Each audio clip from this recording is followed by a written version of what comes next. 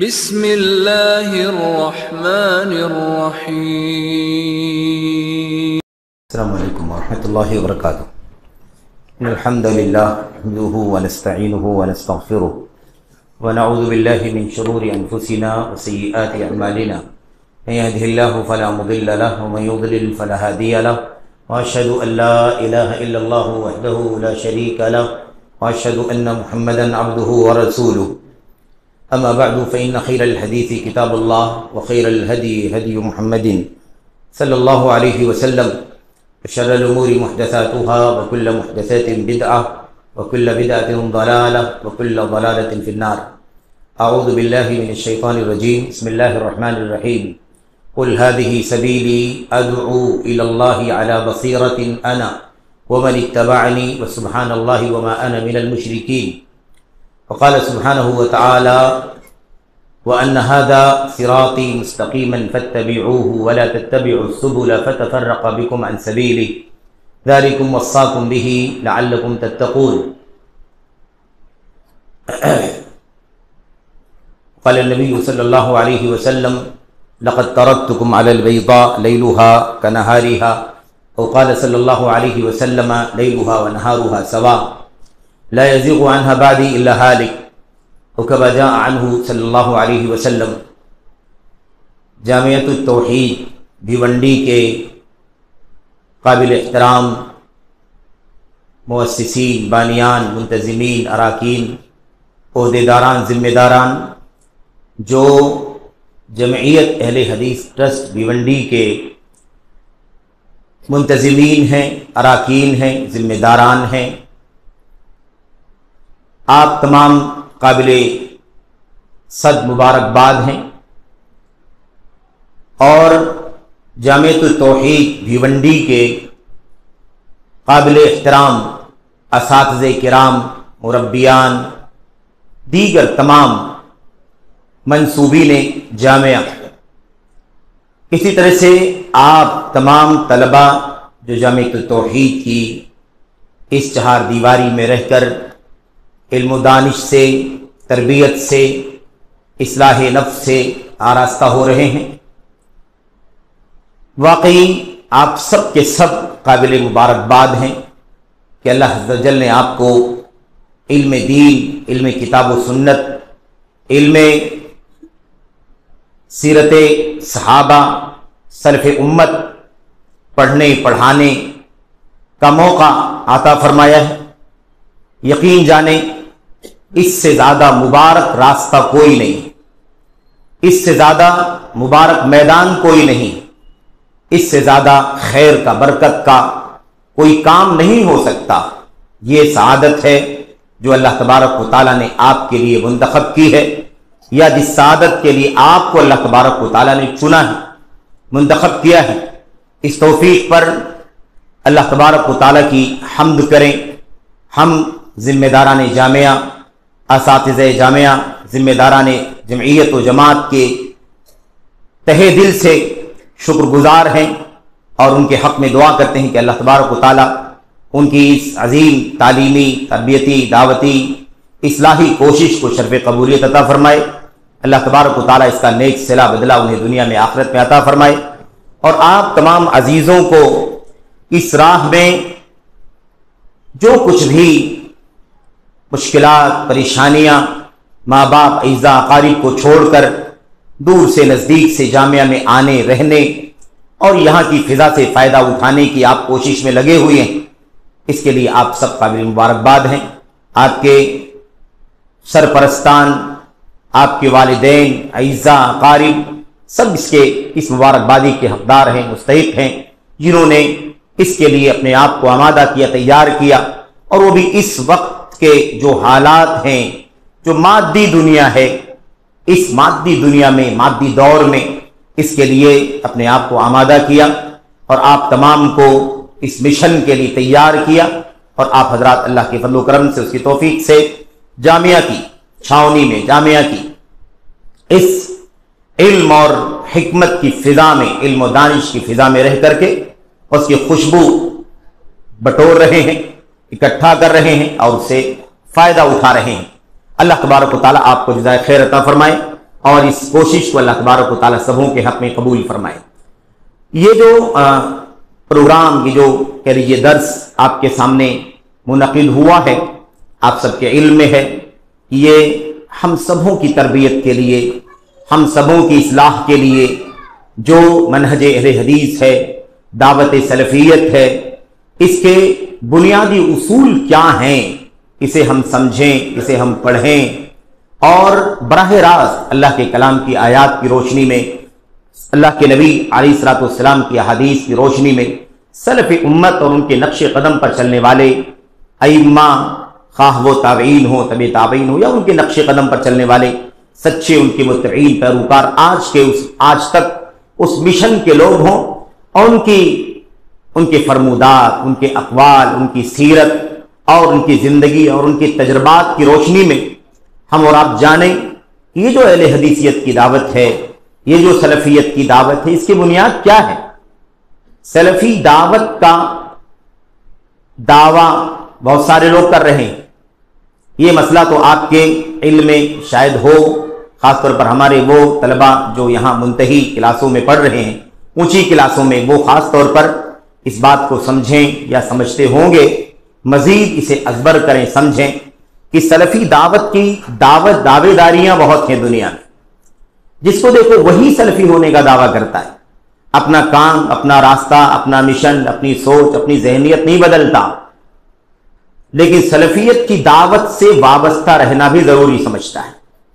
یہ پوری دنیا میں سلفی دعوت کی کامیابی کی ایک بہت بڑی دلیل ہے کہ ہر ایک نسبت جوڑنا چاہتا ہے، ہر ایک اپنے آپ کو سلفی کہنا چاہتا ہے، سلفی کہلوانا چاہتا ہے، اپنی دعوت کو سلفی دعوت کہتا ہے، کہلوانا چاہتا ہے، حالانکہ وہ سلفی نہیں ہے۔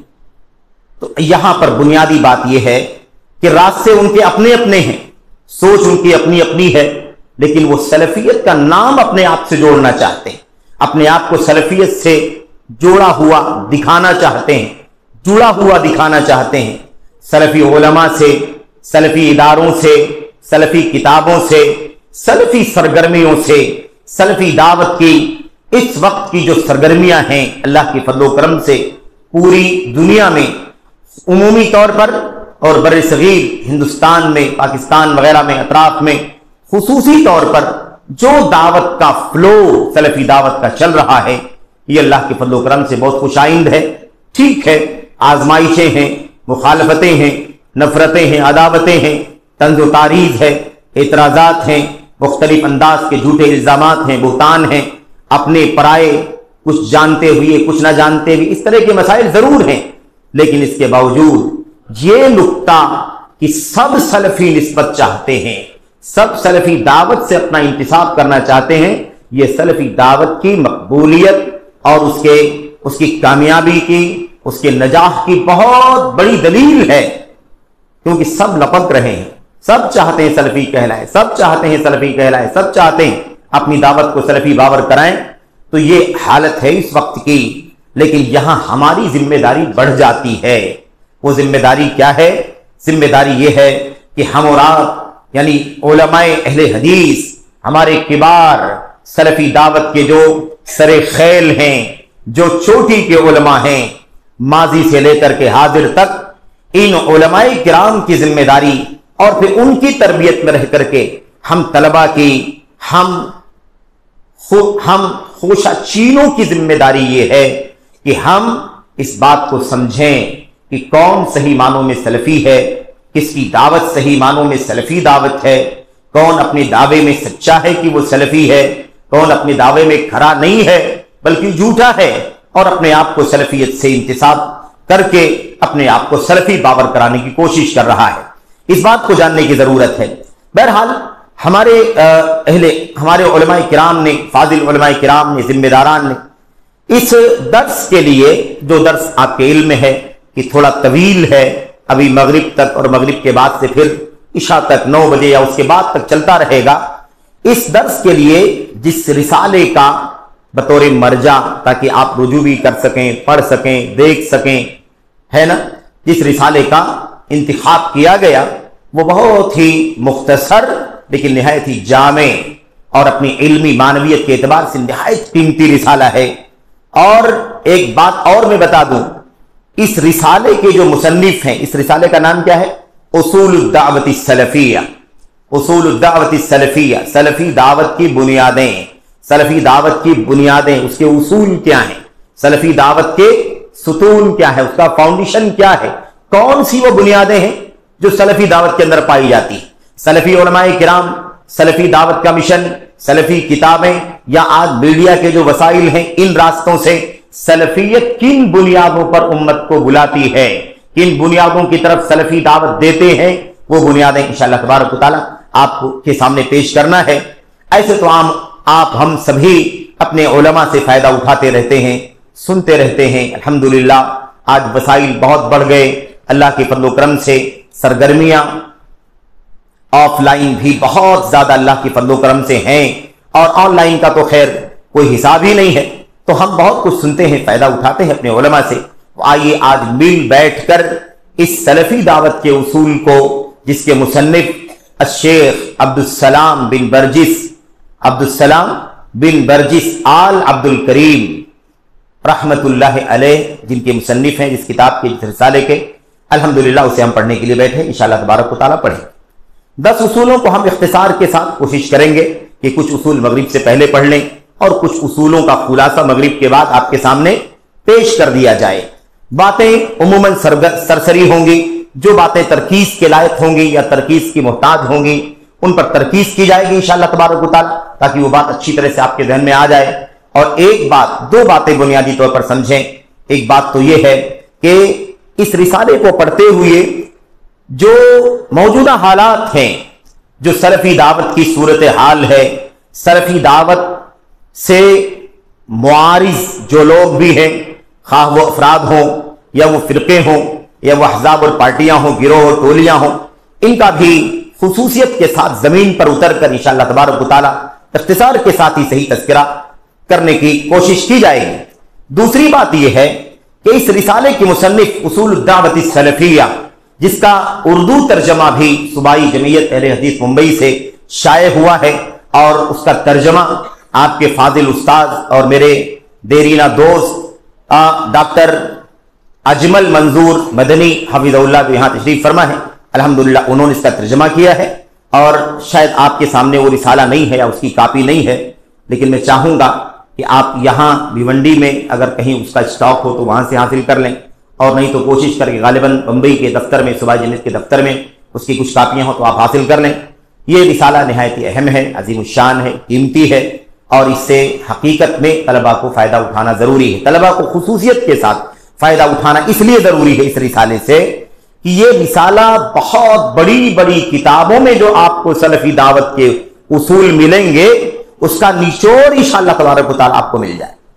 اس کا خلاصہ کتاب 60-70 صفحے میں ہے، اور آپ کو اگر اس کی تفصیل اگر دیکھنے کی ضرورت پڑ جائے تو آپ کو کئی جلدیں الٹ الٹ کر کے دیکھنی پڑے گی۔ تو کئی جلدوں سے اور بہت ساری کتابوں سے اس معنی میں مستغنی کرنے والی کتاب ہے کہ آپ طلب علم کے مرحلے میں ہیں، آپ کے پاس بہت کچھ کام ہے، کلاس کا کام ہے، یا ایسے ہی مزید جو سرگرمیاں ہوتی وہ سارے کام ہیں، لیکن یہ رسالہ آپ کو انشاءاللہ تبارک و تعالیٰ سلفی دعوت کے اصولوں کے سلسلے میں خلاصہ اور نچوڑ نکال کر کے دے دے گا۔ یہ رسالہ بہت ہی جامع ہے، بہت مختصر ہے۔ مصنف جن کی بات چل رہی ہے عبدالسلام بن برجس رحمت اللہ علیہ، یہ آپ کو بتاؤں 38 سال کی عمر میں وفات پا گئے۔ کتنی عمر میں؟ صرف 38 سال کی عمر میں وفات پا گئے۔ ہجری سال اگر آپ دیکھیں ہیں تو 1387 ہجری میں ان کی پیدائش، 1387 ہجری میں شیخ عبدالسلام برجس رحمت اللہ علیہ کی پیدائش ہوئی، جو اس کتاب کے مصنف اس رسالے کے سلفی دعوت کے اصول، اور ان کی وفات ہوئی ابھی یہ نئے سال جو 1400 کے اوپر والی صدی جو آئی، 1425 میں وفات پا گئے۔ 1387 میں پیدائش اور 1425 میں وفات، کل 38 سال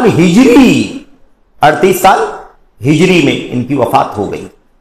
آپ اندازہ لگائیں کہ 38 سال کی زندگی پانے والا یہ صاحب علم و فضل دنیا سے چلا گیا، لیکن اس چھوٹی سی عمر میں اتنی پختہ علم کی، منہج کی، سلفیت کی کتابیں، چھوٹے چھوٹے رسائل لکھ کر کے گئے جو آج سلفی دنیا کے لیے مرجع کی حیثیت رکھتے ہیں۔ نہایت ہی عظیم الشان رسالہ ہے۔ بہت سارے رسالے ہیں، مجھے شیخ کی زندگی پر کوئی بات نہیں کرنی ہے کیونکہ ہمیں زیادہ وقت نہیں لگانا ہے۔ ان کی سیرت کے حوالے سے بہت ساری باتیں ہیں، انشاءاللہ تبارک و تعالی وہ کسی اور موقع پر آ جائیں گی، لیکن یہ سلفی دعوت سے متعلق جو رسالہ آپ کو پڑھنا ہے، اس رسالے میں جو بالکل مختصر آپ کے سامنے گفتگو کی جا سکتی ہے وہ یہ کی جا سکتی ہے کہ شیخ عبدالسلام بن برجس رحمت اللہ علیہ جو ہیں یہ سعودی عرب کی راجدھانی ریاض میں پیدا ہوئے 1387 ہجری میں، اور 1425 ہجری میں ان کی وفات ہو گئی۔ اور یہ وفات بھی جو ہوئی تھی ایک حادثاتی وفات، ایکسیڈنٹ کی وفات تھی، ایکسیڈنٹ ہوا۔ بہرحال جو ہمارے عزیز غالباً جانتے ہوں کہ نہیں جانتے ہوں، عرب کے اس علاقے میں سعودی عرب وغیرہ کے اندر جو لمبے روٹ چلتے ہیں نا، بڑی بڑی لمبے روٹ کی جو گاڑیاں ہوتی ہیں، ان راستوں پر بہرحال وہ صحرائی علاقے ہوتے ہیں، اونٹوں کا گزر ہوتا ہے، کبھی اس ادھر سے روڈ کراس کرتے اس طرف جا رہے ہوتے ہیں، کبھی ادھر سے اس طرف آ رہے ہوتے ہیں، اسی طرح کا معاملہ تھا۔ اور وہ تیز رفتار گاڑی سے الاحساء منطقہ شرقیہ سعودی عرب کا جو علاقہ ہے وہاں سے آپ سفر کر کے اپنے علاقے شہر ریاض تشریف لا رہے تھے، راستے میں ہے نا اونٹ سے گاڑی کا ٹکراؤ ہوا، اور اس حادثے میں شیخ عبدالسلام بن برجس رحمت اللہ علیہ کی وفات ہو گئی۔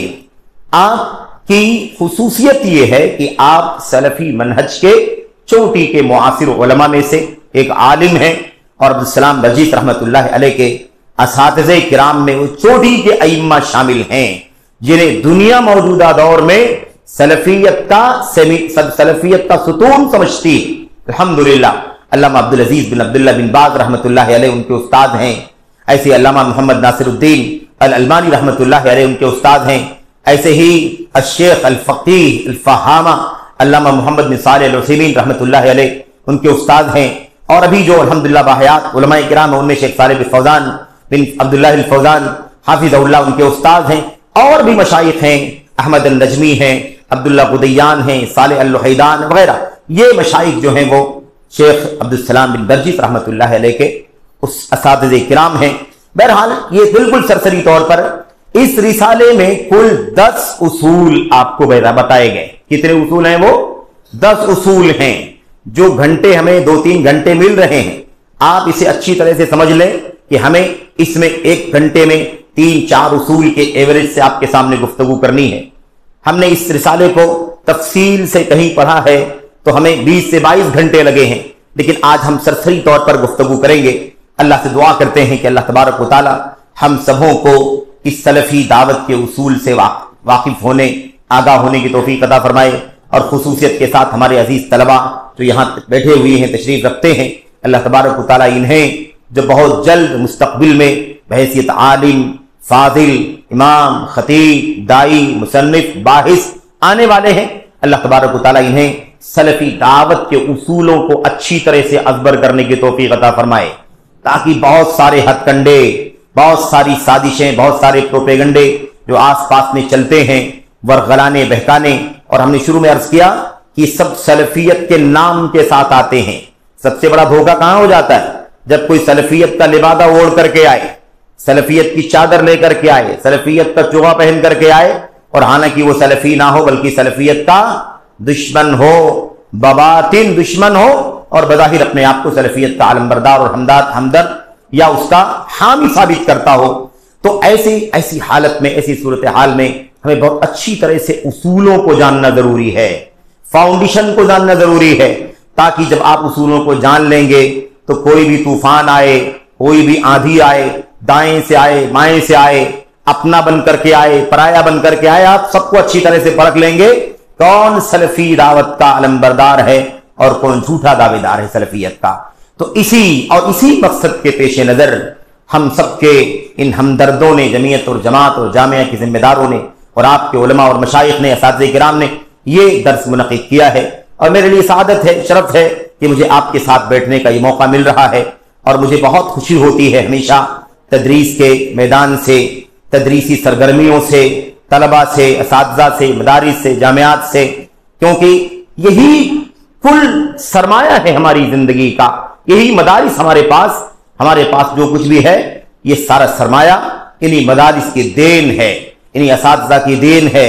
اسی لیے ان مدارس کے خلاف بھی بڑے پروپیگنڈے ہو رہے ہیں، ان کے خلاف بھی بہت ساری باتیں ہو رہی ہیں. آپ طلبہ کے خلاف بھی بہت ساری باتیں ہو رہی ہیں اور آپ کو ورغلانے کی کوشش کی جا رہی ہے. آپ متنفر ہو جائیں دین کی تعلیم سے، مدرسوں کی تعلیم سے. کیوں حفظ کریں، کیوں عالمیت کریں، کیوں فضیلت کریں، کیوں دین کی طالب علم بن کر کے رہیں، اس سے کیا دنیا میں ملے گا، اس سے کیا حاصل ہوگا. اس طرح کی باتیں کر کے آپ کو ورغلانے کی کوشش کی جا رہی ہے. اللہ سے دعا ہے کہ اللہ تبارک و تعالی ہم سبوں کو یہ باتیں سمجھنے کی توفیق عطا فرمائے. سلفی دعوت کے اصولوں میں سے پہلا اصول، اب یہ مصنف کا تھوڑا سا سرسری طور پر تعارف، اور اس کے بعد اب ہم شروع کرنے جا رہے ہیں. اور اب پہلا اصول شروع کرنے سے پہلے یا اس پر گفتگو کرنے سے پہلے دو باتیں اور، جس کا سرسری ذکر غالباً آ بھی گیا، کہ مصنف رحمت اللہ علیہ نے شیخ عبدالسلام بن، مصنف کا کیا نام ہے؟ عبدالسلام بن برجی. اس کتاب کا نام کیا ہے؟ رسالے کا نام. عزیزو آپ بھی بتاؤ، آپ سمجھتے ہیں کہ آپ چھوٹے ہیں تو آپ سے سوال نہیں ہو؟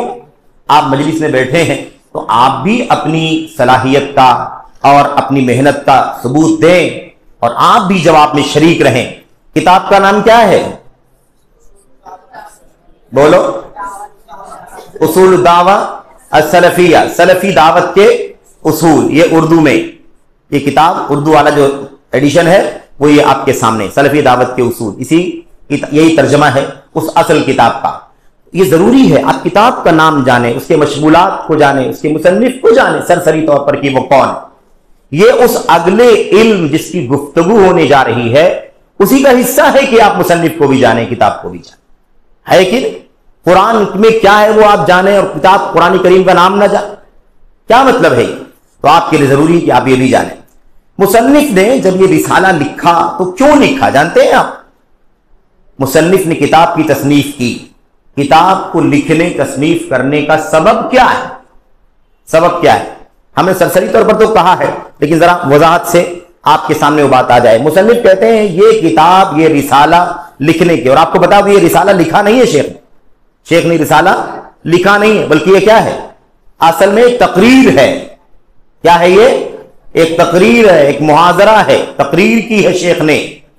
اور اس تقریر کی اتنی قیمت تھی علمی کہ اس کا ڈیمانڈ کیا گیا، مانگ کی گئی. اتنا عظیم الشان قیمتی محاضرہ، اس کو تو کتاب کی شکل میں چھپنا چاہیے، اس کو تو کتاب کی شکل میں. اب اس کے بعد جو اس زمانے میں ہے نا آڈیو رہی ہوگی، آواز سے سن کر کے یا ویڈیو سے سن کر کے، جو بھی رہا ہوگا مجھے نہیں معلوم، اس سے سن کر کے باقاعدہ ایک ایک حرف نوٹ کیا گیا اور اس کے بعد اس کے نوک پلک کو درست کر کے الحمدللہ اسے کتاب کی شکل میں شائع کیا گیا. اور اب اس کے بعد اس کا ترجمہ آپ کے سامنے بھی، آپ کے سامنے اس کا ترجمہ بھی موجود ہے.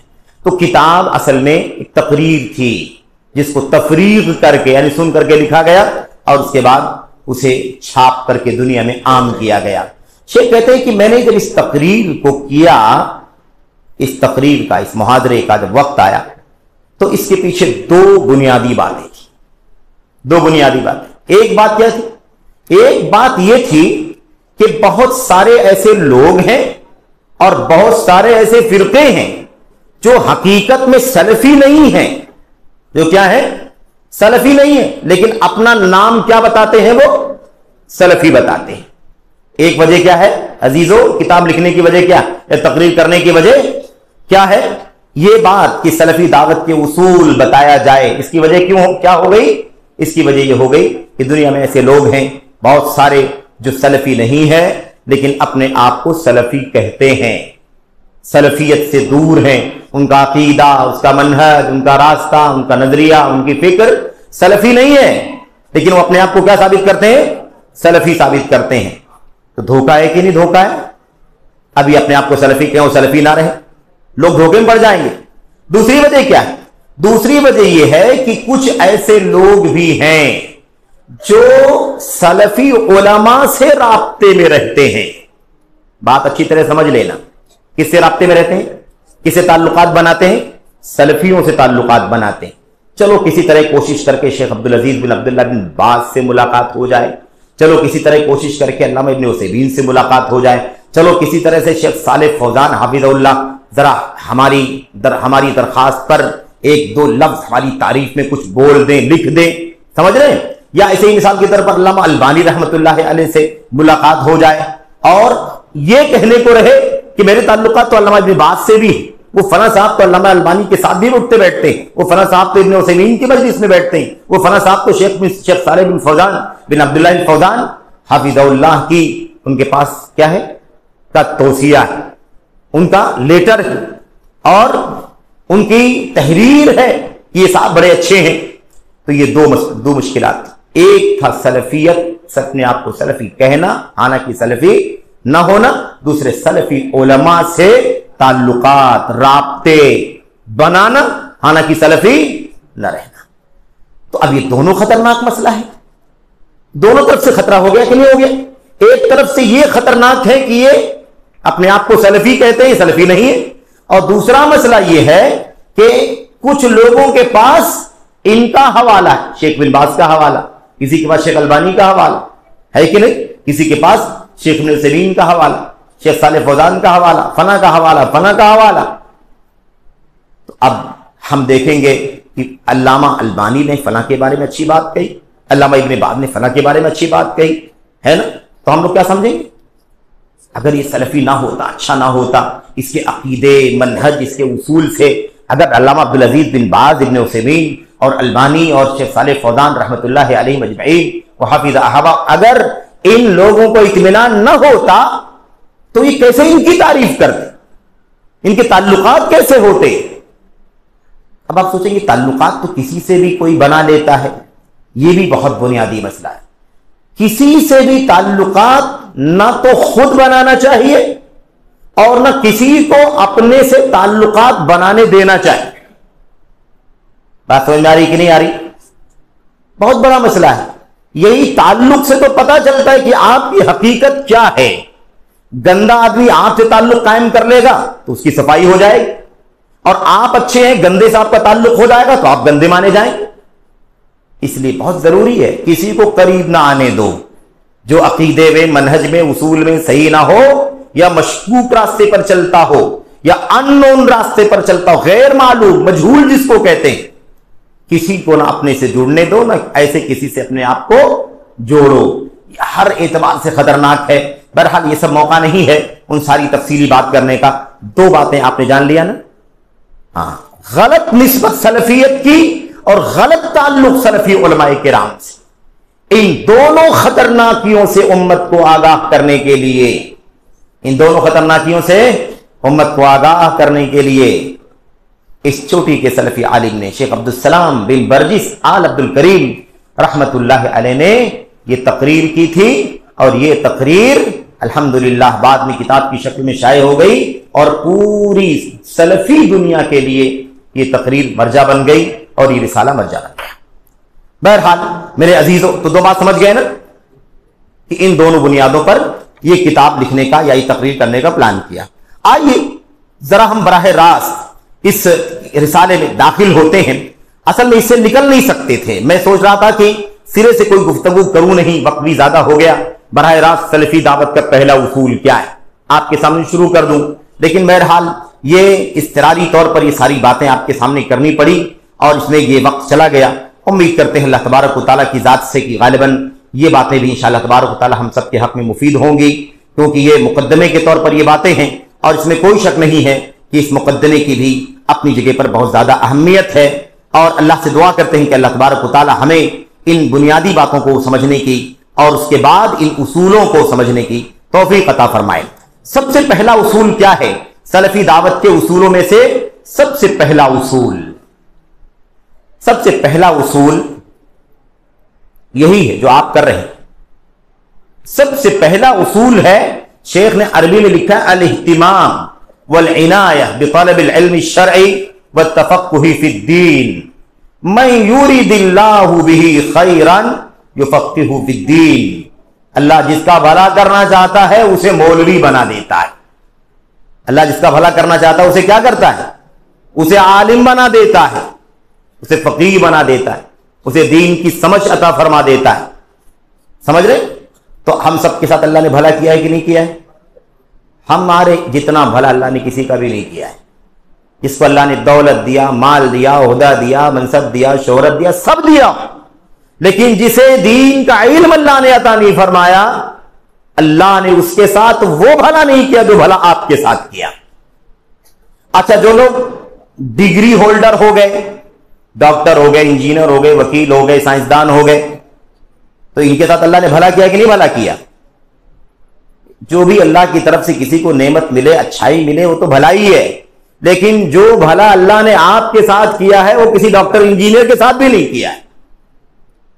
چاہے وہ کیا ہو، امانت دار ڈاکٹر ہو، سچا انجینئر ہو، نمازی ہو، روزے دار ہو، حج و زکات صدقہ خیرات کرنے والا ہو، تہجد پڑھنے والا ہو، لیکن اگر وہ علم دین نہیں جانتا تو اللہ نے اس کے ساتھ اتنا بھلا نہیں کیا جتنا بھلا اللہ نے آپ کے ساتھ کیا. کیوں معلوم آپ کو؟ کیونکہ اللہ جس کا بھلا کرنا چاہتا ہے اسے کیا کرتا ہے؟ دین میں علم عطا فرماتا ہے.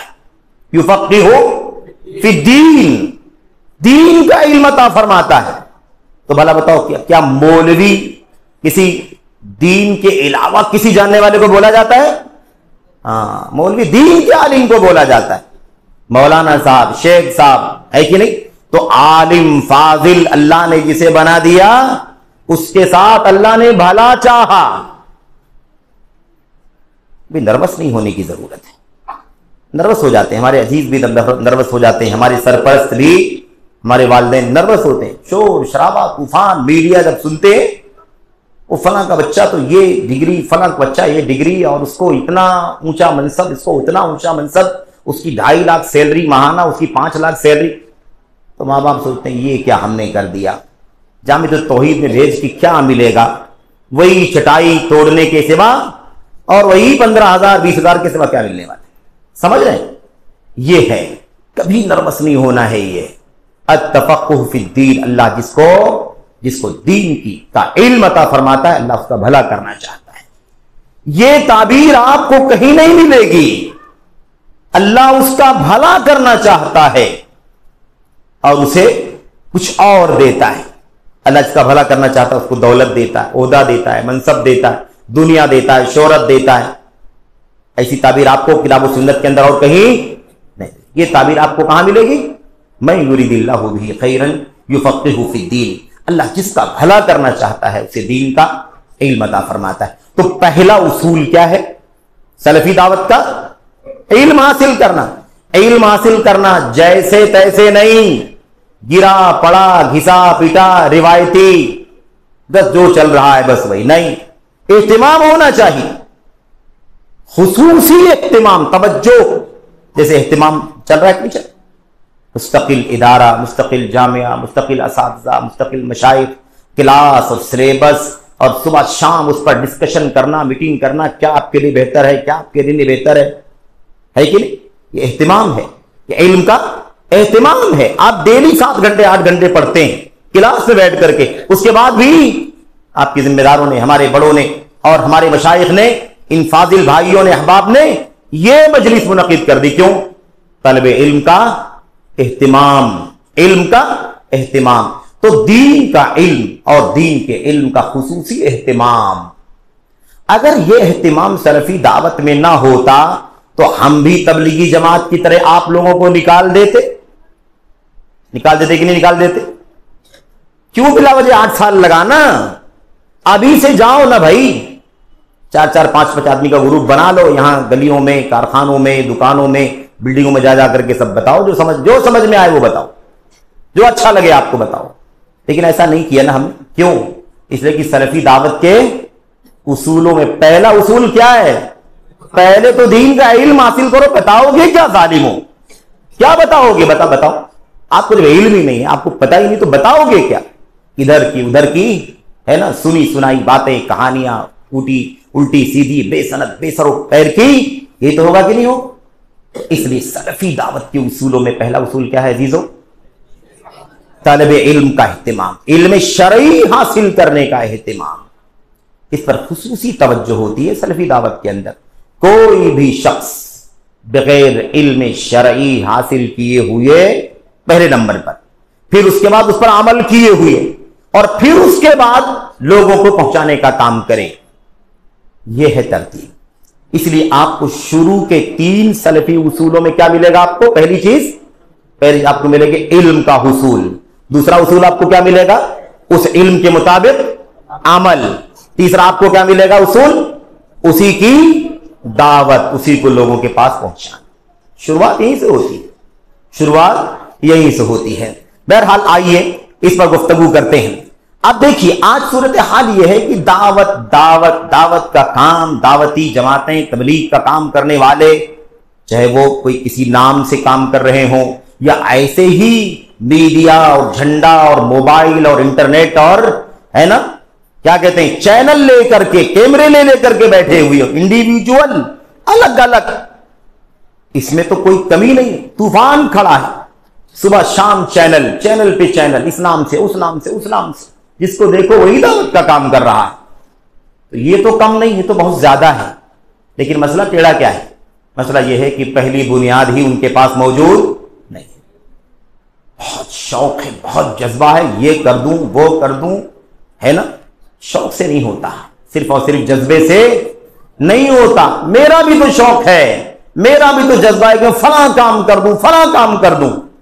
تو کیا شوق اور جذبے سے وہ کام ہو جائے گا؟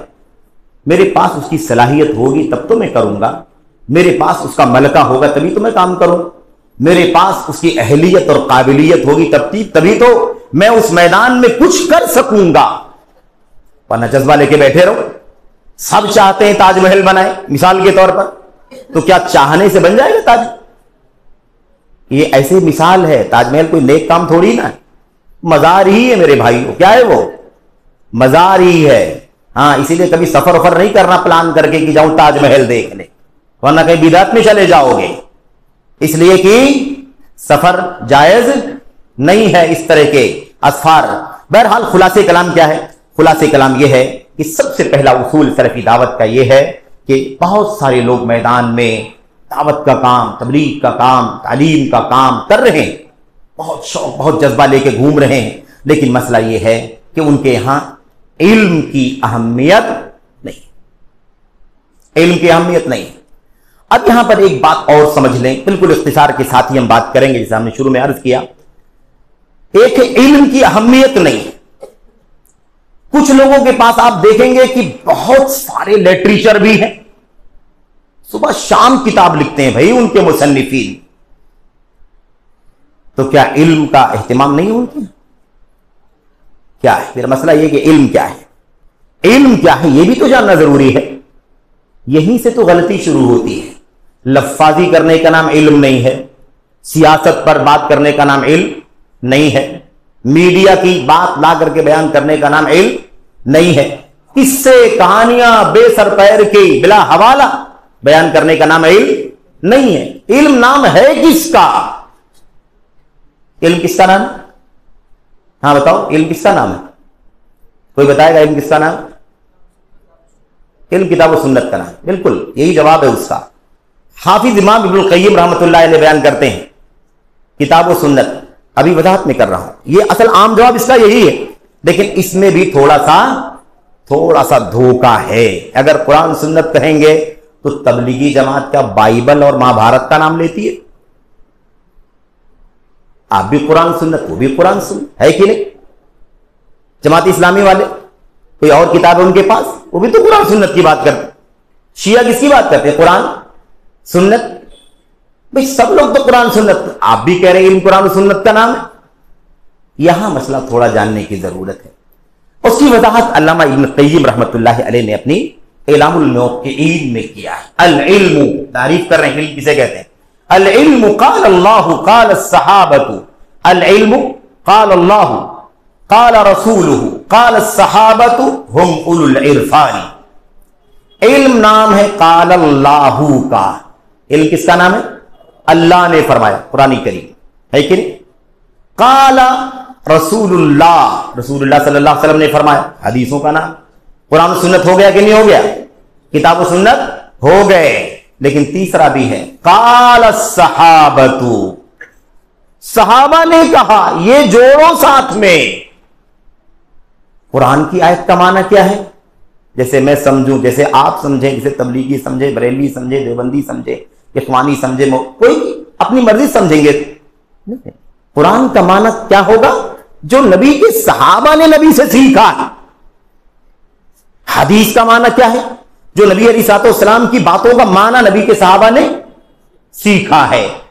اس لیے علم نام قرآن کا سنت کا صرف نہیں، قرآن کا سنت کا، اور صحابہ نے قرآن کی آیات کے معنی کے بارے میں کیا کہا ہے، اور صحابہ کرام نے نبی کی سنتوں کے بارے میں کیا کہا ہے، کیا سمجھا ہے، یہ علم ہے۔ یہ کیا ہے؟ یہ علم ہے۔ بات سمجھ میں آگے کہ نہیں آ گئی؟ تو العلم قال اللہ قال رسول قال الصحابۃ ہم اولو العرفان۔ علم قال اللہ کا نام ہے، قال رسول اللہ کا نام ہے، قال الصحابہ کا نام ہے۔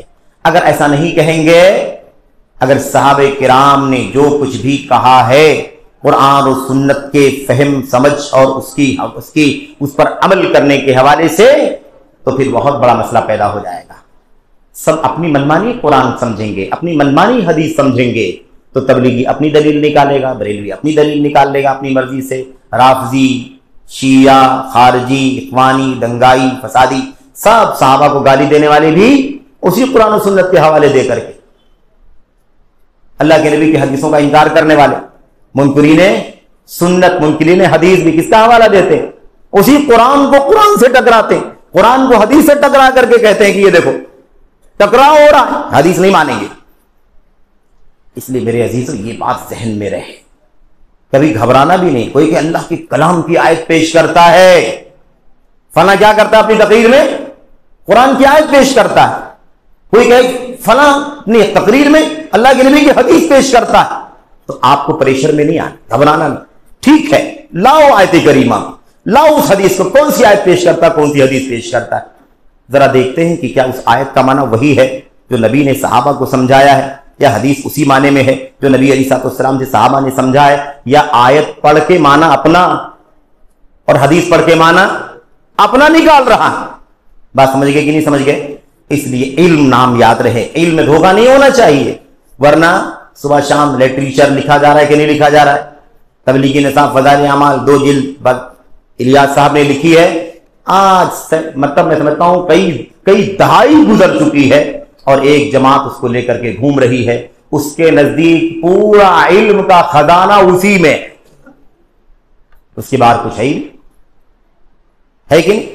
دوسرا جو ہے سب سے زیادہ مسئلہ جو ہمارے بیچ میں ہے وہ جماعت اسلامی والوں، یہ جماعت اسلامی والے مولودی گروپ جو ہے، ان کو آپ دیکھیں گے، ان کا ہر آدمی صبح شام لٹریچر نکال کر کے چھاپتا ہے، اور یہ بہت بڑا المیہ بن چکا ہے۔ میرے عزیزوں، میں بہت زیادہ ڈیپ میں بھی نہیں جانا چاہتا تاکہ آپ کے ذہن پر بھاری بھی نہ ہو جائے۔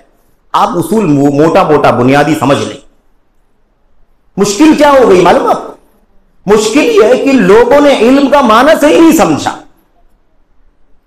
اب کسی بھی مسئلے پر کچھ ملنا چاہیے، کوئی لٹریچر ملے، کوئی کتاب ملے، کوئی پمفلٹ ملے، کوئی بکلیٹ ملے، کچھ ملنا چاہیے بس، اور مل گئے تو کس کا ہے بھائی؟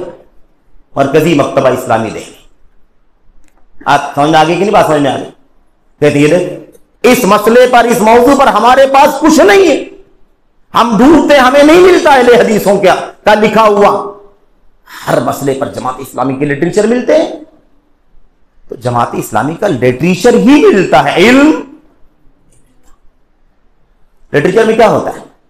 ادھر کی عقل، ادھر کی دانشوری، ادھر کا ہے نا وہ عقلی گھوڑا، ادھر سے نتیجہ، ادھر سے تجزیہ، اس کا قول، اس کا قول، اس کا حوالہ، سارا گھوم کر کے وہی بے علموں کا ٹولہ، عقلانیوں کا ٹولہ، انہی کی کتابوں سے ادھر سے ادھر نوٹ، ادھر سے ادھر نوٹ، یا نیا نیا نکال کر ہر آدمی اپنی باتیں عوام میں پھیلاتا ہے۔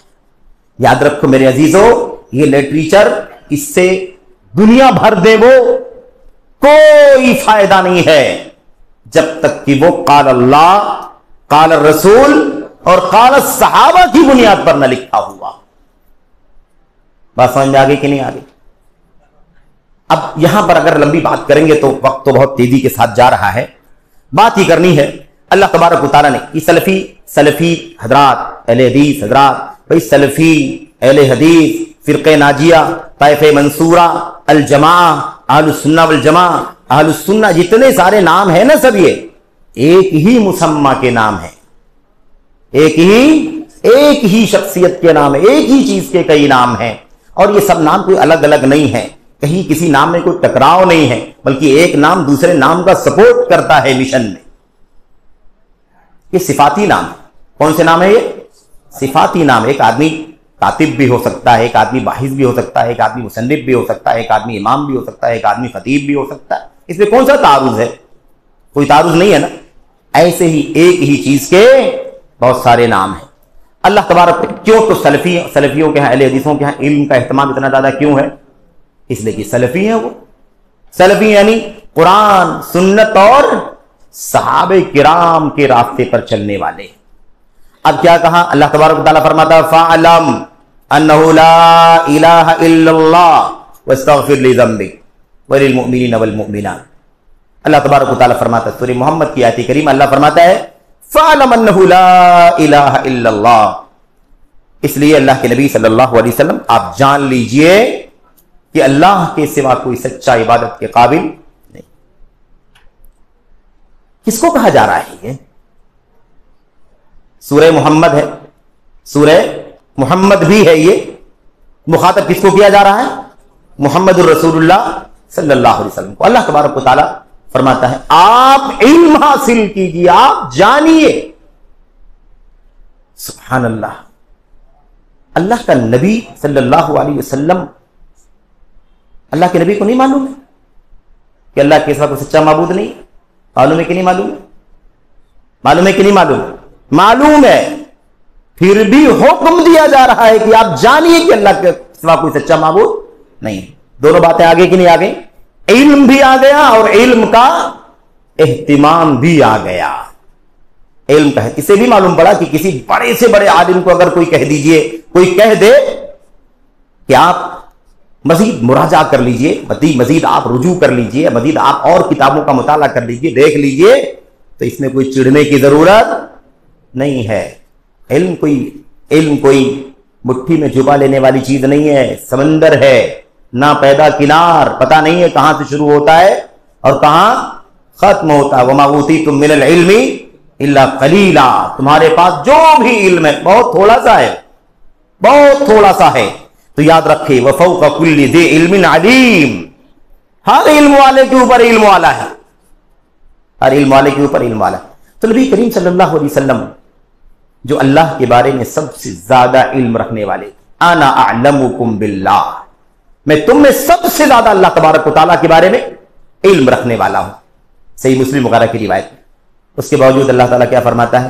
آپ جانیے کہ اللہ کے سوا کوئی سچا معبود۔ علم کا اہتمام ہے کہ نہیں اہتمام ہے؟ ہم اس دین کے ماننے والے ہیں جس دین کی بنیاد قرآن کریم میں اللہ اپنے نبی سے کہتا ہے کہ علم حاصل کیجیے۔ ہم امتیوں کو کتنا علم حاصل کرنا چاہیے، امت کے لوگوں کو، اور خاص طور پر یہ مشن جو نبوت کی وراثت کا مشن، اس مشن پر چلنے والوں کو کتنی زیادہ علم کی ضرورت ہوتی ہے، اس کا اندازہ اس آیت کریمہ سے لگا سکتے ہیں۔ بہرحال بتا چلا کہ یہ سب سے پہلی چیز ہے۔ اب یہاں مصنف ایک بات کہہ رہے ہیں کہ ہم نے سب سے پہلا اصول علم ہی کو کیوں کہا؟ کچھ اور بھی تو ہو سکتا تھا، توحید کی دعوت دو، یہ کیوں نہیں کہا؟ کیوں کہا سب سے پہلا اصول کیا ہے؟ علم۔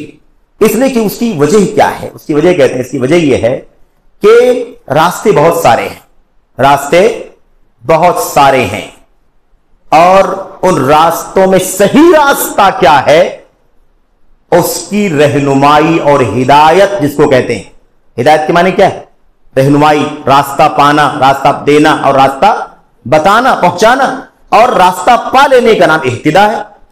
تو راستے اتنے سارے ہیں، ان راستوں میں صحیح راستہ کون ہے، کون سا ہے، اس کی رہنمائی پانے کے لیے، اسے جاننے کے لیے کیا چاہیے؟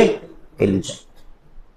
راستے بہت سارے ہیں، لیکن کون سا راستہ صحیح راستہ ہے، اس راستے کی رہنمائی کے لیے ہمیں کیا ہونا چاہیے؟ علم۔ اسی لیے یہ سب سے پہلا اصول یہاں پر بیان کیا گیا۔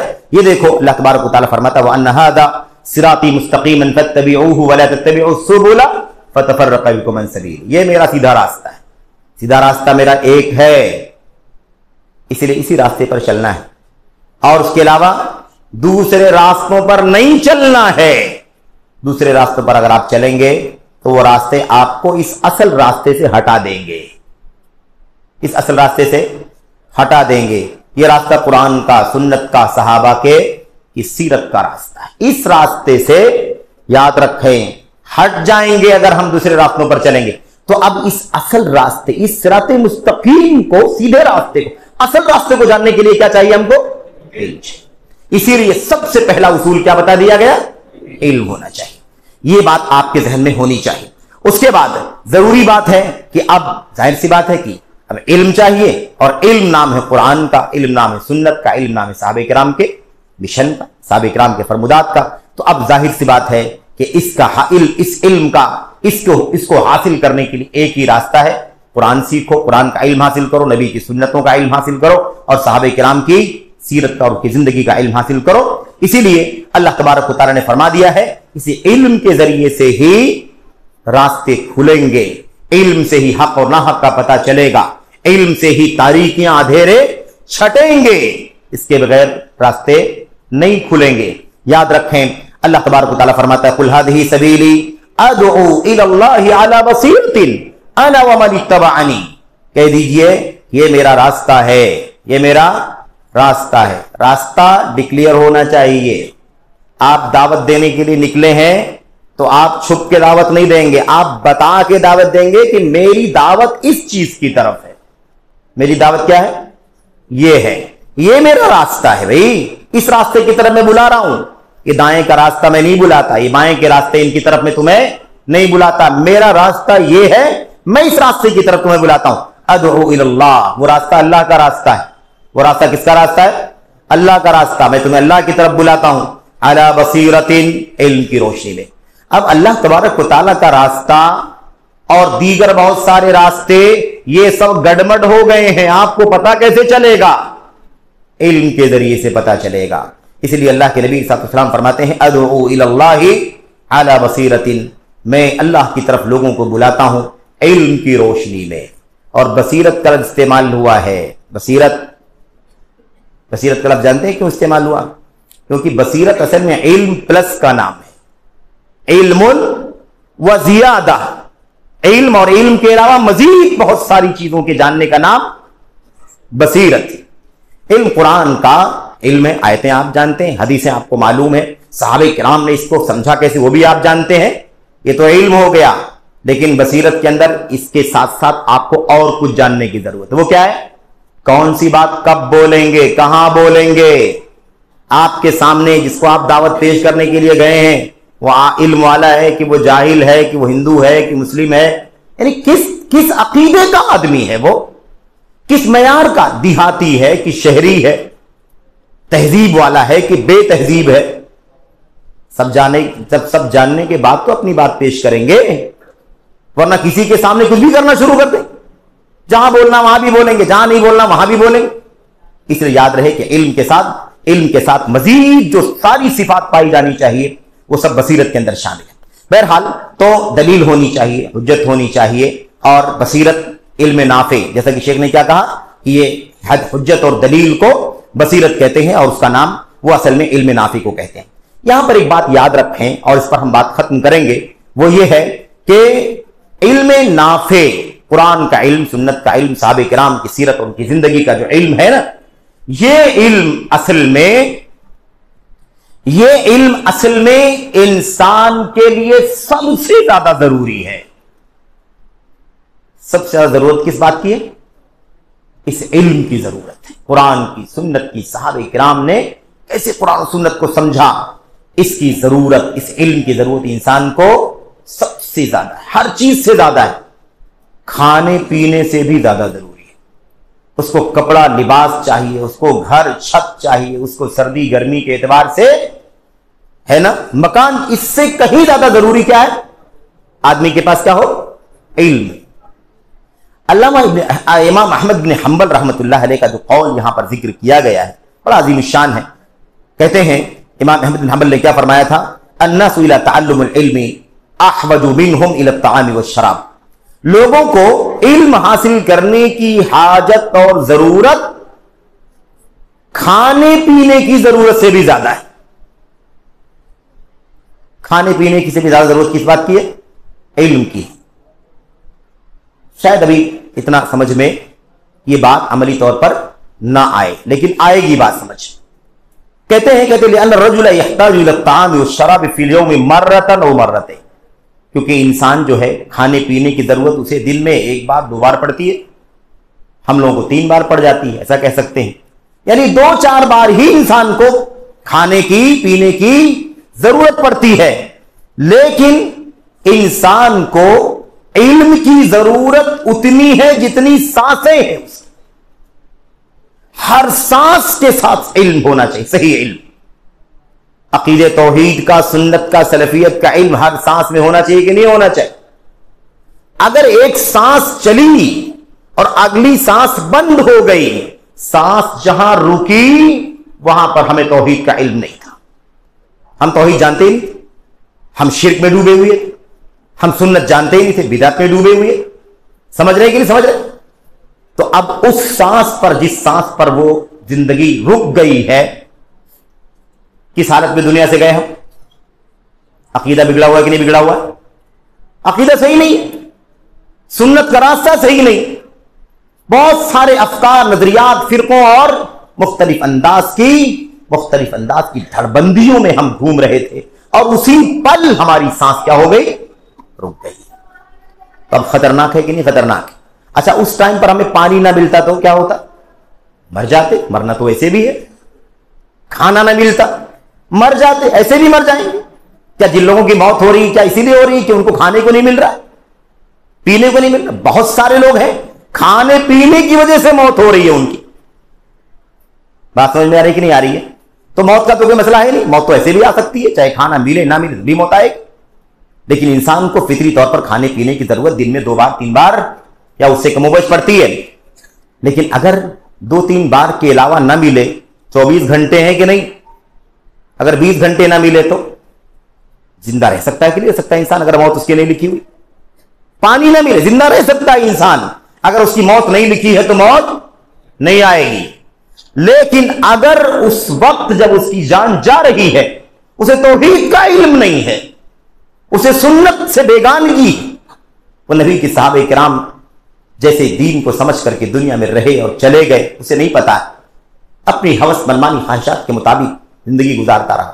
تو اس وقت جب اس کی سانس رکی ہے، اس کا ایمان صحیح نہیں، اس کا عقیدہ صحیح نہیں، اس کا راستہ صحیح نہیں، اس کی فکر صحیح نہیں، اس کی سوچ صحیح نہیں، ایسی حالت میں اس کی موت ہو گئی. اس کی موت کتنی خطرناک ہوئی بتائیے.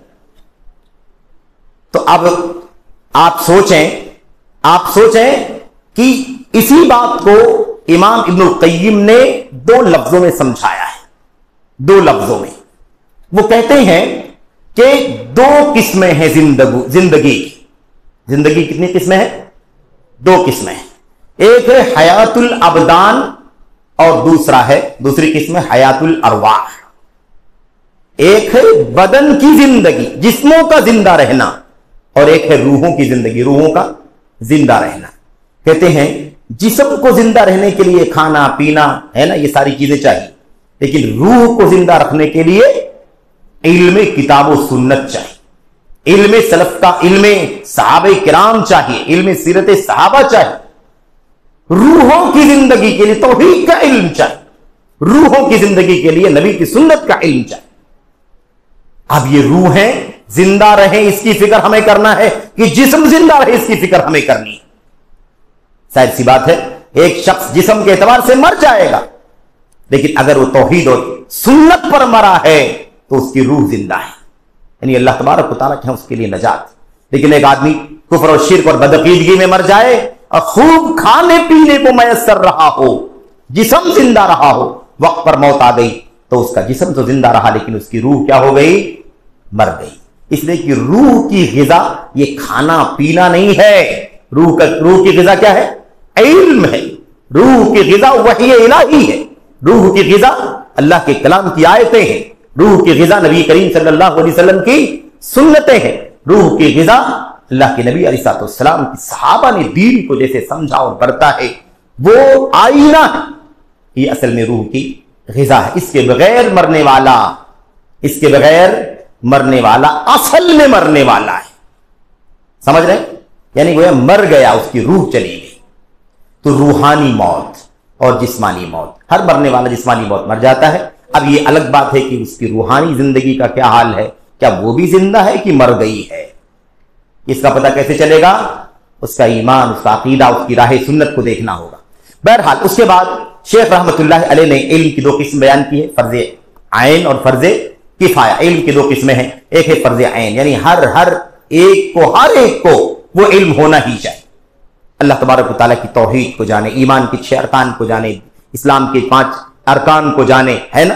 بنیاد جو دین اسلام کی ہے نا, ایمان, عقیدہ, عبادات, ہے کہ نہیں, اور بنیادی حقوق, ان تمام چیزوں کا علم ہر آدمی کو ہونا چاہیے. ہر آدمی مولوی ہو, عالم ہو, فاضل ہو, 5 10 سال 20 سال 50 سال علم حاصل کرتا رہے, یہ ہر آدمی کے اوپر واجب نہیں ہے. لیکن دین کا بنیادی علم ہونا, یا دین کی بنیادوں کا علم ہونا, فرائض کا, واجبات کا علم حاصل ہونا, یہ ہر انسان کو لازم ہے. بہرحال خلاصہ کلام کیا ہے؟ خلاصہ کلام یہ ہے کہ علم جو ہے نا, یہ سب سے پہلا اصول ہے سلفی دعوت کا. اگر یہ اصول ہمارے پاس نہ رہا تو ہم پھر اگلے اصولوں میں کسی بھی صورت میں کھڑے نہیں اتر سکتے, کامیاب نہیں ہو سکتے. یہ بہت بنیادی مسئلہ ہے. بہرحال میرے بزرگوں, میرے عزیزوں اور جامعہ کے طلبہ, آپ اس بات کو بنیادی طور پر سمجھیں. یہاں پر مصنف رحمۃ اللہ علیہ نے اس پر بھی گفتگو کی ہے کہ امام سعود بن عبدالعزیز رحمۃ اللہ علیہ, جو اس تیسری سعودی حکومت کے دوسرے بادشاہ, اس تیسری سعودی حکومت جو حکومت ابھی چل رہی ہے, شاہ عبدالعزیز بن عبد الرحمن آل فیصل, یہ پہلے ہیں جو مؤسس ہیں, اور ان کی وفات کے بعد جو دوسرے بادشاہ بنے وہ کون ہے؟ شاہ سعود بن عبدالعزیز رحمۃ اللہ علیہ. ان کے بارے میں کہتے ہیں, ایسے امام فیصل بن ترکی کہتے ہیں, انہوں نے عقیدے کی یہ بنیادی کتابیں, عقیدے کی بنیادی کتابیں, جو عقیدے کی بنیادی کتاب الاصول الثلاثہ ہے کہ نہیں, الاصول الثلاثہ, کتاب التوحید, القواعد الاربع, مسائل جاہلیہ, ہے کہ نہیں, اور ایسے ہی کشف الشبہات اور مسائل ستہ وغیرہ, یہ جو بنیادی کتابیں ہیں, ان کتابوں کو باقاعدہ ایسے نافذ کیا تھا کہ سب لوگ اس کو بائی ہارٹ کر لیں, زبانی یاد کر لیں, یعنی پورے طور پر ازبر کر لیں. اس طرح سے انہوں نے یہ بات کہی تھی, اور الحمدللہ اس کا یہ فائدہ ہوا. یہاں پر شیخ نے ایک آخری بات کہی ہے, وہی بات کہہ کر کے میں اپنی بات کو اس نقطے کے حوالے سے ختم کر دیتا ہوں. تو کون کون سی کتابیں اس کے اندر ہیں؟ العقیدۃ الواسطیہ ہے شیخ الاسلام رحمۃ اللہ علیہ کی, الاصول الثلاثہ ہے, کتاب التوحید ہے. ایسی فقہ کے اندر بھی کئی کتابوں کے نام ہیں, دلیل القاری وغیرہ کا نام ہے, العاج الرومیہ وغیرہ کا نام ہے, اور بھی بہت ساری کتابیں ہیں. یہ جو بنیادی کتابیں ہیں, اس کو باقاعدہ یاد کرا دینا, پڑھانا, اس کی شرح کرنا, سکھانا. کہتے ہیں نوجوان تو نوجوان, بچے تو بچے, بہت سارے بزرگوں نے, عمر رسیدہ لوگوں نے ان کتابوں کو باقاعدہ زبانی یاد کر لیا تھا, جیسے ہمیں اور آپ کو قرآن کریم کی صورتیں یاد ہوتی ہیں, یا دعائیں یاد ہوتی ہیں, یا حدیثیں وغیرہ یاد ہوتی, ایسے یاد کر لیا تھا. یہاں پر یہ بات بھی شیخ لکھتے ہیں کہ اسی علم کے اہتمام کا نتیجہ ہے, علم کا اور علم کے اہتمام کا نتیجہ ہے کہ الحمدللہ پورے سعودی عرب کے اندر الحمدللہ میرے بھائیوں, اور کمیاں تو انسانی پائی جاتی ہیں, لیکن عقیدے کے باب کی جتنی مشکلات ہیں آپ کو خلیج کے اس ملک کے اندر دکھائی نہیں دیں. آپ کو شرکیہ مظاہر, کفر کے مظاہر, قبر پرستی ہے, اولیاء پرستی ہے, سجدے ہیں, طواف ہے, آستانوں پر سر جھکانا ہے, دعا کے لیے ہاتھ اٹھانا ہے, مرادوں کا سوال کرنا ہے, حاجات براری کے لیے منت کرنی ہے. کوئی بھی اس طرح کا شرکیہ عمل آپ کو وہاں دیکھنے کو نہیں ملے. کہتے ہیں یہ اسی علم کے اہتمام کی برکت, اسی علم کے اہتمام کی برکت ہے. بہرحال آئے گی بات. آج لوگ کیا کہتے ہیں ان بیچاروں کے پاس وہی ایک کتاب, وہی ایک موضوع, جب دیکھو تب توحید کی بات کرتے, جب دیکھو تب توحید کی بات کرتے, جب دیکھو تب اصول الثلاثہ, جب دیکھو تب. کہتے ہیں ان کے پاس کوئی اور موضوع نہیں ہے, ان کو کچھ اور نہیں ملتا, اور بہت کچھ ہے, اور بہت کچھ ہے, لیکن یہ بنیاد ہے. اگر یہ بنیاد ہی صحیح نہ ہوئی تو ان بقیہ چیزوں کو جمع کر کے کیا ملے گا؟ ہے کہ عمر بھر کی نیکیاں اس عقیدے کی فساد کی وجہ سے برباد ہوتی ہے کہ نہیں برباد ہوتی؟ وَقَدِمْنَا إِلَىٰ مَا عَمِلُوا مِنْ عَمَلٍ فجعلناہ هباء منثورا، زندگی بھر نیکیاں کیا، نماز روزے حج و زکات صدقات خیرات سب کیا، لیکن اسی ایمان اور عقیدے کے فساد کی وجہ سے ان کی پوری نیکی کیا ہو جائے گی؟ قیامت کی دن نکارت ہو جائے گی۔ تو اسی لیے سلفی دعوت کی بنیاد، پہلی بنیاد کیا ہے؟ علم، دین کا علم حاصل کرنا، اور اس میں ترجیح کے ساتھ عقیدے کا علم، عبادات کا علم، ٹھیک ہے، ایسے علم حاصل کرنا ضروری ہے۔ یہ ایک بنیادی مسئلہ تھا۔ دوسرا مسئلہ بھی بہت اختصار کے ساتھ ہی ہم اسے لے لیتے ہیں کیونکہ یہ سرسری طور پر اس کی بات ہو چکی ہے۔ وہ بات یہ ہے کہ علم کا علم نافع ہونا ضروری ہے۔ سلفی منہج کے اندر یا سلفی دعوت کے اصول میں دوسرا اصول کیا ہے؟ کہتے ہیں الحرص علی التطبیق العملی فی للاسلام، اسلام کو عملی شکل میں پیش کرنا، اسلام کا عملی نمونہ پیش کرنا، پریکٹیکل میں اسلام رہے، دعووں میں، حوالوں میں، ہے کہ نہیں؟ باپ دادوں کے حوالے، تاریخ کے حوالے، فلاں صدی اور ہم ایسے تھے، ہمارے باپ دادے ایسے تھے، ہمارے پرکھے ایسے نہیں۔ آپ کیا ہیں؟ آپ کی زندگی میں اس علم کے مطابق عمل ہے یا نہیں ہے؟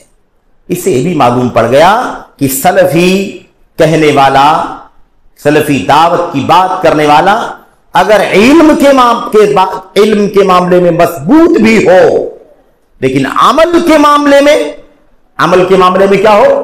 ناکارہ ہو، ناکام ہو، قابل ملاحظہ ہو، اور اس کے عمل میں بے انتہا کوتاہی پائی جاتی ہو۔ ایک ہے بشری تقاضا، آدمی کوشش کرنے کے باوجود بھی بحیثیت بشر کچھ نہ کچھ کمی اس سے ہو جاتی ہے، یہ الگ مسئلہ ہے۔ لیکن ایک آدمی عمل کا اہتمام ہی نہیں ہے، عمل کا اہتمام ہی نہیں ہے، اسٹیجوں پر پہنچے تو بھیڑ لگی ہوئی ہے، دیوانہ وار لوگ سلام اور معانقہ اور مصافحہ، اور آج کل تو سیلفی چلتی ہے، فوٹوگرافی، ایک طوفان کھڑا ہے، لیکن اس کے عمل کو دیکھو، اس کو کردار کو دیکھو، اس کی نماز کو دیکھو، اس کا حلیہ دیکھو، اس کا اس کی چال چلن دیکھو، ہے کہ اس کا وضاقتہ دیکھو، اس کا لباس دیکھو، اس کی زبان دیکھو، اس کا کردار دیکھو۔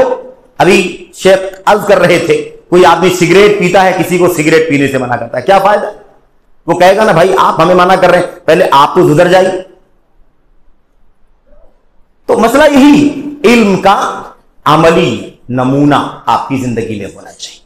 اسی لیے علم کی دو قسمیں، علم نافع، یہ مطلوب ہے، علم نافع ہی مطلوب ہے، علم نافع نہیں ہے تو قابل مذمت ہے۔ جو علم کے مطابق عمل نہ کرے، اللہ تبارک و تعالیٰ نے اپنے کلام میں انہیں کتے سے، گدھے سے تشبیہ دیا۔ کسے تشبیہ دیا؟ کتے سے اور گدھے سے۔ مثل الذین حملوا التوراۃ ثم لم يحملوها كمثل الحمار يحمل اسفارا۔ تو یہ مثال ہے کس کی؟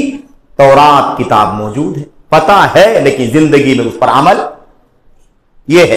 ایسے دوسری آیت کریمہ کمثل الکلب ان تحمل علیہ یلہث وان تترکہ یلہث۔ یہ آیت کریمہ جس میں کتے سے تشبیہ دی گئی ہے۔ بہرحال خلاصہ کلام یہ کہ علم ضروری ہے کہ وہ نافع ہو۔ علم نافع اسی وقت ہوتا ہے جب علم کو عمل میں ڈھالا جائے، علم کو عمل میں ڈھالا جائے۔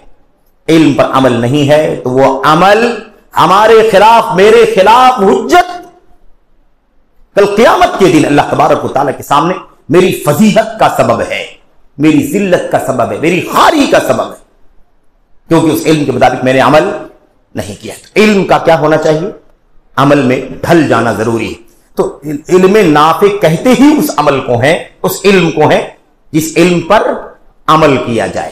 اس کا مطلب یہ ہوتا ہے کہ ہمارے پاس علم آ گیا، ہم نے جان لیا، ہمیں معلومات ہو گئی، یہ رکن ہے، یہ فرض ہے، یہ واجب ہے، یہ اچھا ہے، یہ برا ہے، ٹھیک ہے، ہم جان گئے۔ اب ہمیں چاہیے کہ ہم کیا کریں؟ اسی کے مطابق عمل کریں۔ اب اگر عمل کر رہے ہیں تب تو وہ علم ہمیں نفع پہنچا رہا، ہمارے لیے نافع ہو رہا ہے، لیکن اگر عمل نہیں کر رہے ہیں تو ہمارے لیے نافع نہیں۔ اس کا مطلب ہم علم پر عمل نہیں کر کے اپنے خلاف حجت قائم کر رہے ہیں۔ اللہ کے نبی صلی اللہ علیہ وسلم نے اسی لیے دونوں باتیں، اللہم انی اسألک علما نافعا، اے اللہ میں تجھ سے علم نافع کا سوال کرتا ہوں۔ دعا کرتے تھے کہ علم نافع عطا فرما۔ علم نافع کیا ہے؟ اے اللہ جو علم ہے اس کے مطابق عمل کروں۔ اور اللہم انی اعوذ بک من علم لا ینفع، اور اللہ میں تجھ سے اس علم سے تیری پناہ چاہتا ہوں، اس علم سے تیری پناہ چاہتا ہوں جو نفع نہ دے، یعنی یہ ایسا علم جو میرے پاس ہو لیکن میں اس پر عمل نہ کروں، اے اللہ مجھے اس سے بچائے رکھنا، یہ طریقہ تھا۔ تو علم نافع اسی وقت ہوتا ہے جب اس کے مطابق عمل کیا جائے، چاہے اس کا تعلق فرائض سے ہو، ارکان سے ہو، فرائض سے ہو، واجبات سے ہو، سنن سے ہو، مستحبات سے ہو، بہرحال اہتمام ہونا چاہیے کہ ہم کیا کریں، عمل کریں۔ سلفی دعوت کی بات چل رہی ہے، سلفی دعوت کی ایک نمونہ ہمارے سامنے ہے۔ ایک مشہور تابعی ہے ابو عبد الرحمن السلمی، ابو عبد الرحمن السلمی، وہ اپنے اساتذہ کرام یعنی صحابہ کرام ان کے اساتذہ سے، تابعین کے اساتذہ کون؟ تابعین کے اساتذہ صحابہ کرام، اپنے اساتذہ صحابہ کرام کے بارے میں کہتے ہیں ان لوگوں نے ہمیں بیان کیا جو ہمیں قرآن پڑھایا کرتے تھے، ہمیں انہوں نے بیان کیا جو ہمیں قرآن پڑھایا کرتے تھے، یعنی ہمارے اساتذہ صحابہ کرام ہمیں سے بیان کیا انہوں نے جو ہمیں قرآن کریم پڑھایا کرتے تھے، کہ وہ لوگ کون لوگ؟ وہ صحابہ، ان صحابہ نے ہمیں بیان کیا کہ وہ لوگ یعنی وہ خود صحابہ جب اللہ کے نبی علیہ السلام سے 10 آیتیں پڑھ لیتے تھے، 10 آیتیں پڑھ لیتے تھے، یہ کیا ہو گیا؟ علم ہو گیا۔ پڑھ لینا علم، یہ علم کا آغاز ہے، اس کے بعد اس کے معانی کو سمجھنا، اس کی تفسیر کو سمجھنا، یہ علم ہے پورا جو اس کا مقصود ہے اللہ تبارک و تعالیٰ۔ اس کے بعد کہتے ہیں جب وہ سیکھ لیتے تھے، علم حاصل کر لیتے تھے، تو کہتے ہیں لم يخلفوها حتى يعملوا بها حتى يعملوا بما فيها من العمل، تو اس کو 10 آیتوں کو پڑھ کے سیکھ کے سمجھ کے آگے نہیں بڑھتے تھے کہ چلو 10 آیتوں کا علم تو ہو گیا، اس کی تفسیر ہمیں معلوم پڑ گئی، اب چلو اگلی 10 آیتیں پڑھتے، ایسا نہیں کرتے تھے، اس کو چھوڑتے نہیں تھے پیچھے، اس کو پیچھے نہیں جانے دیتے جب تک کہ اس پر عمل بھی نہیں کر لیتے تھے، جب تک عمل نہ ہو جائے تب تک ان آیتوں کو چھوڑتے نہیں تھے۔ تو آپ دیکھیں یہ ہے علم نافع، علم حاصل ہو اس کے مطابق عمل ہو، یہ کہتے اسی لیے کہتے ہیں فَتَعَلَّمْنَا الْقُرْآنَ وَالْعَمَلَ جَمِيعًا، کہتے ہیں ہم نے قرآن بھی سیکھا اور قرآن پر عمل کرنا بھی سیکھا، ہم نے علم بھی سیکھا اور عمل بھی سیکھا۔ یہ صحابہ کرام کا طریقہ تھا۔ تو 10 آیت پڑھتے تھے، اس کے معانی، اس کی تفسیر سب پڑھ لینے کے بعد، سمجھ لینے کے بعد اس پر عمل کر لینا، اس کے بعد اگلی 10 آیتیں پھر پڑھنا، اس کے معنی، اس کی تفسیر، اور پھر آگے بڑھنا۔ یہ طریقہ تھا ان صحابہ کرام کا۔ بہرحال یہ کس کا منہج ہے؟ یہ سلف کا منہج، یہ سلف کا منہج۔ اس لیے سلفی دعوت میں بنیادی چیز ہے کہ آدمی علم حاصل کرے، اس کے مطابق عمل کرے، اگر نہیں عمل کرے گا تو بات ہو گئی نا۔ اس کی تشبیہ اللہ نے کس سے دی ہے؟ کتے سے اور گدھے سے، کتے سے اور گدھے سے تشبیہ دی ہے۔ اس لیے ہمیں ضروری ہے کہ ہم اس سے بچیں۔ اور دوسری بات یہ ہے، یہ تو نفاق ہے کہ نہیں نفاق ہے؟ یہ نفاق، یہ بھی کیا ہے؟ نفاق کی ایک قسم ہے کہ ہم علم کے مطابق عمل نہ کریں۔ اسی لیے اللہ تبارک و تعالیٰ نے کیا فرمایا؟ یا ایھا الذین آمنوا لم تقولون ما لا تفعلون، کیوں کہتے ہو جو کرتے نہیں، تو جو کہو وہ کرو۔ بہرحال علم پر عمل کرنا ضروری ہے اور یہ بہت بنیادی مسئلہ ہے۔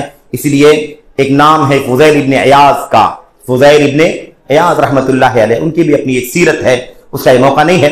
وہ بیان کرتے، وہ کہتے تھے لا یزال العالم جاہلا، اچھی طرح سن لینا، اچھی طرح، لا یزال العالم جاہلا بما علم حتى يعمل به فاذا عمل به كان عالما۔ یہ دیکھو عجیب تعبیر ہے، ہمارے اسلاف ہے نا چھوٹی کے علم والے، بصیرت والے، کہتے ہیں عالم ہمیشہ جاہل رہتا ہے۔ سبحان اللہ، عالم کو کیا کہا جا رہا ہے؟ جاہل، اور وہ بھی ہمیشہ۔ کب تک؟ جب تک یہ نہ کرے لا یزال العالم جاہلا بما علم حتى يعمل به، عالم ہمیشہ مسلسل جاہل ہی رہتا ہے اس چیز کا جس کا اس نے علم حاصل کیا ہے، جب تک کہ اس پر عمل نہ کر لے۔ یعنی آپ سوچئے صرف جان لینے سے کوئی عالم نہیں ہوگا، جاہل ہی رہے گا، جب تک جان لینے کے بعد اس کے مطابق عمل نہ، عمل کرے گا تب عالم آنا چاہیے۔ اب یہ غلطی ہم کو نہیں کرنی ہے کہ ہم نے جانا اور سرٹیفکیٹ اور ڈگری اور سب تو ہو گئی لیکن عمل زندگی میں نہیں۔ یہ سلفیت کے خلاف ہے، یہ سلفیت کو داغدار کرنے والی چیز ہے، سلفیت کو مجروح کرنے والی چیز ہے۔ اس سے بچنے کی ضرورت ہے۔ عزیزو آپ شاید نہیں جانتے، تانا دیتے ہیں، تانا دوسری جماعتوں کے لوگ، یہ جن کے عقیدے منہج پر ہم بات کرتے ہیں نا میرے بھائیوں عزیزو، یہ تانا دیتے ہیں، کہتے ہیں یہ دیکھو اہل حدیث کہتے ہیں اپنے آپ کو، سلفی کہتے ہیں، لیکن عمل دیکھو ان کا، نماز نہیں پڑھتا، سنتیں نہیں پڑھتا، یہ کام نہیں کرتا، سگریٹ پیتا ہے، بیڑی پیتا ہے، داڑیاں موڑتا ہے یا داڑیاں کاٹتا ہے، اور فلاں کام کرتا ہے، فلاں کام کرتا ہے، چوری کرتا ہے، رشوت کا سود کا لین دین کرتا ہے، اور اپنے آپ کو کیا کہتا ہے؟ اہل حدیث کہتا ہے۔ اہل حدیث کہتا ہے، ہمیشہ توحید کی بات کرتا ہے، ہمیشہ شرک کے خلاف بات کرتا ہے، ہمیشہ توحید سنت کی بات کرتا ہے، بدعت کے خلاف بات کرتا ہے، لیکن کردار دیکھو اس کا۔ بات سمجھ میں آئی کہ نہیں آئی؟ اس سے کیا مطلب نکلتا ہے؟ اس کا معنی نکلتا ہے حقیقت میں ایک انسان کسی چیز کا علم حاصل کرنے کے بعد بھی اس وقت تک اس کا عالم نہیں ہوتا جب تک اس جانی ہوئی چیز پر عمل نہ کرے۔ یہ حضرت فضیل رحمۃ اللہ علیہ نے یہ بات کی۔ بہرحال خلاصہ کلام یہ ہے، اسی لیے سلفی دعوت اس کا بڑا اہتمام کرتی ہے۔ سلفی دعوت اس کا بڑا اہتمام کرتی ہے کہ علم کے مطابق عمل ہونا چاہیے۔ اور میرے بھائیو، یہ تو آپ جانتے ہیں نا کہ جب تک کسی کو آپ کسی چیز پر عملی طور پر نہ دیکھیں، آپ اس کی بات کو پسند نہیں کرتے۔ ایک آدمی زبان سے اچھی بات کہے اور اس کے خلاف کرے، تو کوئی بھی آدمی کہے وہ کتنا بھی محترم کیوں نہ ہو، کہیں نہ کہیں اس کی بات دل کے اندر اچھی طرح بیٹھتی نہیں، کھٹکتی ہے۔ ٹھیک ہے یار، بڑا اچھا علم ہے، بڑی اچھی صلاحیت ہے، لیکن یہ دیکھو یہ آدمی عمل نہیں کرتا، بولتا بڑی اچھی بات، تقریر بڑی اچھی کرتا ہے، لیکن عمل نہیں ہے، مناظرے بہت کر لیتا ہے لیکن عمل نہیں ہے، لوگوں کو لاجواب کر دیتا ہے لیکن عمل نہیں ہے۔ ہاں، علامہ کہلاتا ہے لیکن علم میں عمل میں بہت کوتاہی ہے۔ اس لیے یاد رکھیں کہ اس کا معاملہ بہت زیادہ نازک ہے۔ بہرحال خلاصہ کلام یہ ہے، اس میں کوئی شک نہیں ہے کہ علم پر عمل کرنا ضروری ہے، اور علم پر عمل اگر نہیں کیا گیا تو حقیقت میں وہ علم نہیں کہلاتا۔ تو عمل پر بھی بہت زیادہ اہتمام، عمل کا بھی بہت زیادہ اہتمام کرنے کی ضرورت ہے۔ یہاں پر ایک بات اور سمجھ لیں کہ بہت سارے لوگوں نے علم کے معاملے میں جو غلطی کی تھی، اس کا بھی نتیجہ امت کے اندر بہت غلط پیدا ہوا۔ وہ یہ ہے کہ بہت سارے لوگوں نے علم کا معنی ہی نہیں سمجھا، جیسا کہ ہم نے شروع میں عرض کیا، کوئی سیاست پر ڈسکشن کرنا، سیاسی حالات، دنیا کی سیاست، اس ملک کی سیاست، اس ملک کی سیاست، اور وہاں کی حکومت کے حالات، اسی چیز کو کیا سمجھتا ہے؟ اسی چیز کو علم سمجھتا ہے۔ تو وہ تو بہت بنیادی غلطی کر رہا ہو، تو علم ہی نہیں جانتا، اور جس چیز کو علم سمجھ رہا ہے وہ علم ہے ہی نہیں۔ تو یاد رکھیں کہ یہ بھی بہت بڑی بھول ہے کہ علم کو آدمی نہ جانے اور ایسی چیز کو علم سمجھ کے بیٹھ جائے جو علم کے دائرے میں نہیں آتی ہے، وہ کام ہی نہیں ہے۔ بھئی بھلا آپ بتائیے کہ ہم یہ طلبہ بیٹھے ہوئے ہیں، یہ ہمارے علماء مشائخ بیٹھے ہوئے ہیں، بھلا ہم کو قرآن، سنت، صحابہ اور یہ علوم شریعت پڑھنے پڑھانے کے علاوہ دنیا کی سیاست سے کیا لینا دینا ہے؟ وہ تو ان کا کام ہے جو سیاسی لوگ ہیں۔ سعودی عرب کے مسائل سعودی عرب کے حکمران جانیں گے، اسرائیل کا مسئلہ اسرائیل کے لوگ جانیں گے، فلسطین کا مسئلہ عالمی اسلام کی ممالک جانیں گے، وہاں کے لوگ جانیں گے، ہمارے ملک کی سیاست ہمارے ملک کے سیاسی لوگ جانیں گے، بھلا ہم علماء طلبہ کو اس سے کیا لینا دینا ہے؟ تو یہ بہت بڑی غلطی ہے جو ان لوگوں نے پھیلائی، جو اس وقت آج دنیا کے اندر سب سے بڑے دین کے ٹھیکیدار اور دین کے اپنے آپ کو اہل اور ذمہ دار سمجھتے ہیں، اور نوجوانوں کو خاص طور پر علم کا معنی یہی سمجھاتے ہیں کہ بھئی آپ قرآن پڑھیں، حدیث پڑھیں، تفسیر پڑھیں، یہ کچھ علم نہیں، اس کا کوئی فائدہ نہیں، اس سے کیا ملے گا؟ دنیا میں کیا ہو رہا آپ کو پتہ ہی نہیں۔ سمجھ گئے کہ نہیں سمجھ گئے؟ اسی لیے وہ آپ کو تانا بھی دیتے ہیں، ارے یہ قرآن کا ترجمہ تفسیر پڑھ کے آپ کو کیا ملے گا، یہ حدیث پڑھنے کا کیا فائدہ ملے گا آپ کو، یہ عقیدہ صبح شام آپ کرتے ہیں کیا فائدہ، یہ فقہ کی مسائل آپ پڑھ رہے ہیں اس کا کیا فائدہ آپ کو ملنے والا ہے؟ ارے دنیا میں کیا ہو رہا ہے وہ دیکھو، اس نے اس پر حملہ کر دیا، اس نے یہ کر دیا، اس نے وہ کر دیا، یہ سب معلوم ہونا چاہیے۔ اس طرح سے تو نوجوانوں کو گمراہ کر کے علم کا غلط معنی بتلایا گیا، اور جب علم کا معنی غلط بتلایا گیا تو عمل بھی غلط، کیونکہ جس کو علم سمجھا اسی پر عمل کرنا شروع کر۔ اب سیاست کو اس نے علم سمجھا تو سیاست کے معاملے میں دوڑ دھوپ، میڈیا، ویڈیو، آڈیو اور کمنٹ اور سوشل سائٹیں اور اکاؤنٹس اور حساب، اس پر لگے رہنا صبح شام، اس کو اس نے کیا سمجھ لیا؟ علم کے اوپر عمل کرنا سمجھ۔ تو علم سے بھی گیا اور عمل سے بھی گیا۔ بہرحال تو یہ اختصار کے ساتھ دوسرا اصول تھا۔ تو علم اور عمل ہم نے پڑھا ہے، اور بقیہ باتیں انشاءاللہ تبارک و تعالیٰ باختصار مغرب کے بعد والے سیشن میں آپ کے سامنے رکھی جائیں گی۔ اللہ سے دعا کرتے ہیں کہ اللہ تبارک و تعالیٰ ہمیں سلفی دعوت کے اصولوں کو سمجھنے کی توفیق عطا فرمائے، آمین رب العالمین۔ وصلی اللہ وسلم وبارک علی نبینا محمد وعلی آلہ وصحبہ اجمعین۔ السلام علیکم ورحمۃ اللہ وبرکاتہ۔